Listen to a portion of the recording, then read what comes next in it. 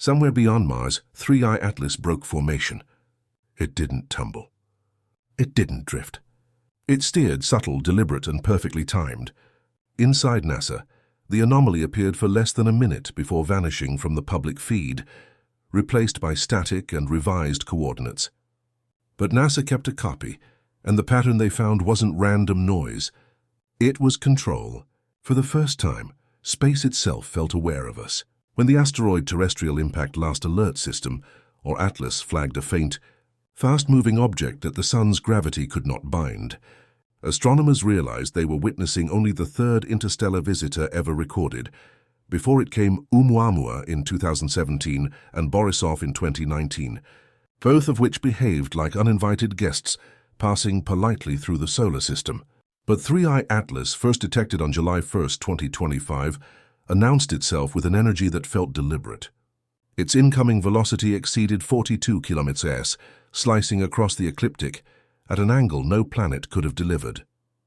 The initial orbit traced by JPL's Horizons database looked perfect, a hyperbolic path bending just enough around the Sun before accelerating back toward deep interstellar space.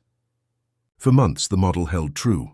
Observatories from Hawaii to Chile confirmed each coordinate with clock-like precision. Then, approaching mid-October, that certainty began to splinter. On October 21st at 0:12 UTC, the independent analysis collective known as Earth Exists reported that their telescope array had captured 3I Atlas several arc-minutes away from its predicted position. Their measurement placed it at right ascension 13.4754 Koi3s and declination +08 Grai 21 E16.2. According to JPL's October 10th update, the object should have appeared at right ascension 346.7.520s. The offset, 1544 arc-minutes, translated to roughly 1.1 million kilometers of lateral displacement at a distance of 2.38 astronomical units, almost 3 times the Earth-Moon span. That figure alone should have been impossible. Interstellar bodies follow gravity's script with merciless accuracy. Deviations of even a few hundred kilometers trigger re-evaluation of every observation involved. Yet 3I Atlas's range reading remained exact. There was no misidentification, no parallax misfire, no optical noise. The telescopes were locked on the correct target, but the target itself seemed to have shifted sideways. In defiance of celestial mechanics, analysts proposed software desynchronization, clock drift, and atmospheric distortion. Every conventional excuse they could test. Each one failed. What remained was an object holding perfect distance while sliding across its predicted skytrack, faster than any known gravitational influence could permit. Somewhere in the cold between worlds, something had stopped following the rule. The first instinct among observers was to blame data, not physics. The 1544 arc-minute gap, equivalent to 1.1 million kilometers at 2.38 AU, was simply too large for comfort. Telescopes can misalign, coordinate systems can lag, even reference stars can drift if their catalogs aren't corrected for proper motion. The Earth Exists team ran every diagnostic possible. Star fields were remapped against the Gaia DR3 reference grid. Atomic clocks were synchronized through the network time protocol. Calibration frames were recalculated with dark and bias corrections. Every check confirmed the same truth. The numbers weren't lying. The image plane was solid, the timing perfect, and yet 3I Atlas continued to sit where no software predicted it should. In orbital terms, this wasn't just a curiosity, it was a contradiction. If the observing software had relied on outdated ephemeris data from the previous quarter, the error should have leaned backward, placing the object slightly behind its projected course. That's what always happens when you use older orbital data. The object appears late because its velocity was underestimated, or a minor gravitational influence went unmodeled. But 3I Atlas didn't lag, it led. The observed coordinates showed it ahead of schedule, several minutes farther along its trajectory than Newtonian mechanics would allow. To move into that position, something had to apply force perpendicular to its orbital vector, a push sideways through space at interstellar scales. Lateral movement of even a few kilometers per second requires staggering energy. For an icy nucleus roughly the size of a mountain, there are only 2 natural mechanisms: asymmetric outgassing or gravitational assist. Neither matched the pattern. Its spectroscopic profile showed steady water and cyanogen release, no violent jets or rotational bursts that could generate thrust, and there were no nearby bodies large enough to tug it laterally. The only variable changing was the offset itself. By late October 21st, the discrepancy was already widening at 0.23 arc-minutes, a measurable acceleration that defied the static elegance of celestial motion. The equations described a comet, but the sky displayed intent.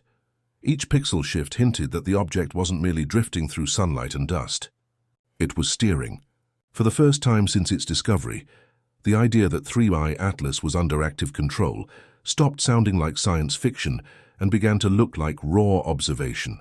In space, nothing just changes direction. Every motion, every drift, every captured orbit is the outcome of force and time, the clean math that keeps the cosmos from collapsing into chaos.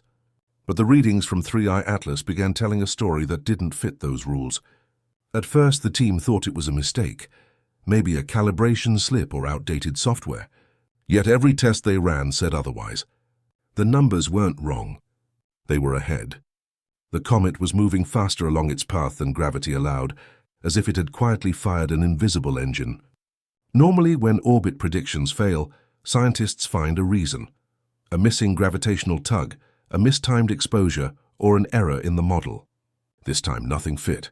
JPL's Horizon system, updated less than 2 weeks earlier, showed a perfect trajectory. But when new observations came in on October 21st, the comet was already past the spot it was supposed to occupy. It wasn't lagging behind because of old data. It was leading, pulling away, carving through the sky on its own schedule. That single fact broke the logic of celestial motion. To gain a sideways velocity of nearly 4 km/s, an object its size would need an impossible amount of energy, the kind of impulse that only propulsion could produce. Outgassing couldn't do it. The spectral lines showed no sudden bursts of vapor or jets strong enough to push it off course. And there were no planets or asteroids close enough to bend its path with gravity. The motion was smooth, stable, and deliberate, as though some internal process was guiding it. Then came another surprise. Within the reflected light were subtle distortions, tiny flickers that hinted at organized magnetic fields. Simulations showed that pattern only forms when ionized gases are being contained, not scattered, like plasma being shaped by electromagnetic loops. If that's true, then 3I Atlas isn't just moving differently. It's managing the space around it.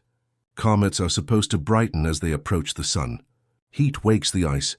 Jets vent and sunlight scatters through gas and dust, turning distant specks into streaks of fire. But 3I Atlas wasn't obeying that rule either. As its orbit pulled it closer, its magnitude didn't rise, it fell.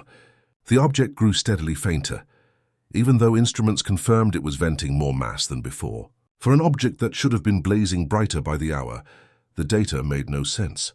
The expected reading from JPL Horizons listed its brightness at magnitude 14.83, but actual measurements showed 15.112, about 26% dimmer than predicted. The difference doesn't sound large, but in astronomical terms, that gap is enormous. It means the comet was reflecting only 3/4 of the light it should have. That loss couldn't be explained by distance, angle, or instrument calibration. Something was either absorbing the light or redirecting it away from Earth.